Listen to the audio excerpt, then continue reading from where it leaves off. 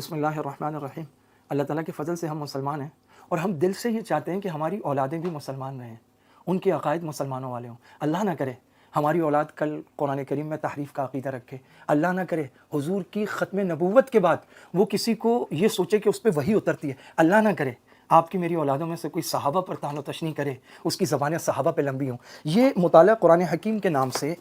ایک نصاب ہے جو اس وقت 66,000 اسکولوں میں پڑھایا جا رہا ہے، 1.5 کروڑ طلبہ و طالبات اس سے پڑھ رہے ہیں۔ اسے کہا جا رہا ہے کہ یہ ایک متفقہ قرآن کریم ہے۔ یہ متفق کس کے ساتھ ہے؟ اہل تشیع کے ساتھ۔ اہل تشیع واضح طور پر 3 بڑے عقیدے رکھتے ہیں۔ آپ کائنات میں کسی شیعہ سے بات کر لیں، ان کے عقائد میں ایک عقیدہ یہ ہے کہ وہ ولایت کے قائل ہیں، اور اسی مطالعہ قرآن حکیم میں موجود ہے کہ اولی الامر سے مراد وہ 12 ائمہ ہیں۔ اب وہ جو 12 ائمہ اور ولایت کا ایک عقیدہ ہے کہ آپ صلی اللہ علیہ وسلم جب واپس تشریف لا رہے تھے حجۃ الوداع سے، اور غدیر خم کے موقع پر آپ نے نعوذ باللہ ولایت علی بیان کی اور سب کو کہا کہ اس میں متفق ہو جاؤ، علی میرے موصی بھی ہیں، وصی بھی ہیں، اور یہ وصیت ہے، ان کو مانیں، اور اس پہ عجیب و غریب یہاں روایات بھی درج کی ہیں۔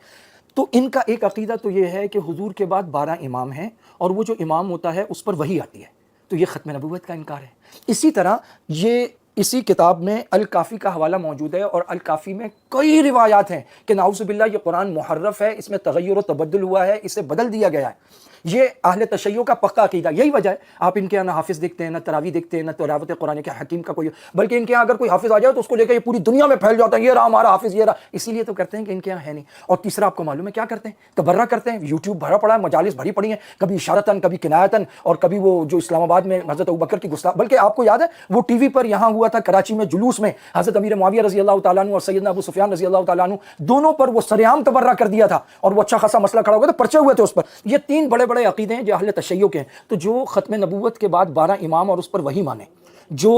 اس بات کا عقیدہ رکھے کہ نعوذ باللہ صحابہ پر طعن و تشنیع ہو سکتی ہے، اور یہ نعوذ باللہ حضور کے بعد مرتد ہو گئے اور 5 تن ہی پاک ہیں، باقی نعوذ باللہ ناپاک ہے۔ اور اسی طرح جو شخص تحریف قرآن کا عقیدہ رکھے، تو یعنی وہ قرآن میں تغیر و تبدل، تحریف ہو گئی، بدل دیا گیا، یہ عقیدہ رکھ رہا ہے، اور آپ اس کو لے کر کہتے ہیں کہ جی یہ متفقہ ترجمہ قرآن ہے، مطالعہ قرآن حکیم ہے، اور اس کے لیے جس آدمی کو آگے لائیں وہ آدمی اتنے درد دل سے، اتنی دل سوزی سے، اتنے پیار سے بات کرتا ہے کہ برس ہا برس تو مجھ پہ اس کا سحر طاری رہا کہ یہ امت کا بہت بڑا مسئلہ ہے، لیکن یہ کارنامہ سر انجام دیا اس مسئلے نے کہ ایسا مطالعہ قرآن حکیم دیا جو کل ہمارے بچوں کے عقائد کو کھا جائے گا۔ تیسری جماعت سے 10ویں جماعت تک ہمارے بچے یہ پڑھیں گے، اور وہ اس میں ولایت کا عقیدہ پڑھیں گے، اور ان کے ساتھ متفق ہیں جو تحریف قرآن کی بات کرتے ہیں، اور ان کے ساتھ بیٹھ رہے ہیں جو ساری زندگی نعوذ باللہ صحابہ کو گالیاں دیتے ہیں، طعن و تشنیع کرتے ہیں۔ کیا آپ اپنی اولاد کے لیے یہ چاہیں گے؟ میں کبھی نہیں چاہوں گا۔